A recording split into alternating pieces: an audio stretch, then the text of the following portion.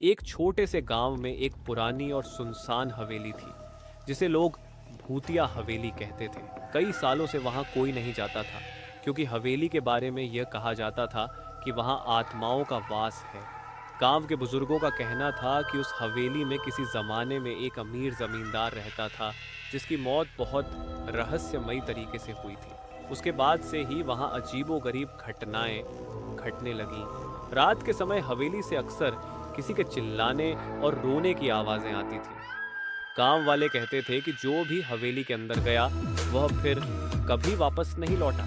कई लोग जिज्ञासावश वहां गए थे लेकिन हवेली से बाहर आने वाला कोई नहीं दिखा। एक दिन गांव के तीन दोस्त अजय, विक्रम और सुनीलन ने तय किया कि वे इस रहस्य का पर्दाफाश करेंगे। वे भूत प्रेतों पर विश्वास नहीं करते थे और इसे महज अफवाह मानते थे।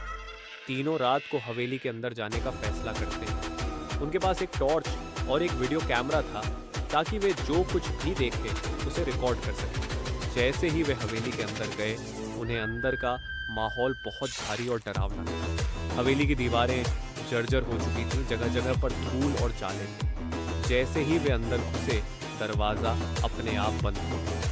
अजय ने टॉर्च जलाया और वे हवेली के एक बड़े कमरे में पहुंचे।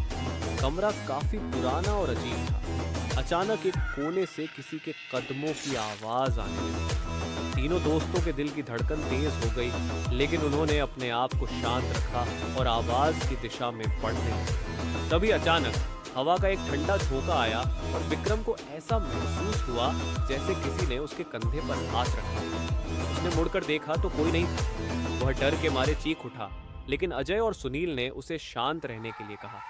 जैसे ही वे अगले कमरे में पहुंचे उन्हें एक पुराना झूला हिलता हुआ नजर आया जबकि वहां कोई हवा नहीं चल रही थी। तभी कमरे में रखी एक पुरानी खिड़की अचानक जोर से बंद हो गई और कमरे का तापमान तेजी से गिरने लगा।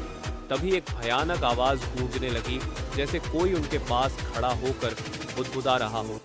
तीनों दोस्त डर से कांपने लगे और भागने की कोशिश करने लगे लेकिन हवेली का दरवाजा फिर से बंद हो गया। तभी उनके सामने एक धुंधली आकृति उतरी। वह आकृति एक बूढ़े आदमी की थी जिसके चेहरे पर डरावनी हंसी थी। वह जमींदार की आत्मा थी जो अभी भी हवेली में कैद थी। वह आत्मा उनसे कहने लगी, तुम यहाँ क्यों आए हो? ये हवेली तुम्हारे लिए नहीं है। जाओ वरना तुम भी यहाँ कैद हो जाओगे। तीनों दोस्तों ने जितनी जल्दी हो सकता था वहां से भागने की कोशिश की। दरवाजा खुद ही खुल गया और वे बाहर की ओर दौड़ पड़े।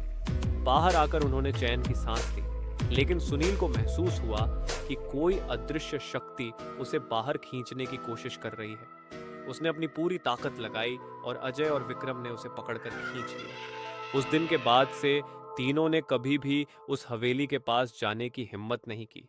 गांव वाले कहते हैं कि उस रात के बाद हवेली से आने वाली भयानक आवाजें और तेज हो गई थीं।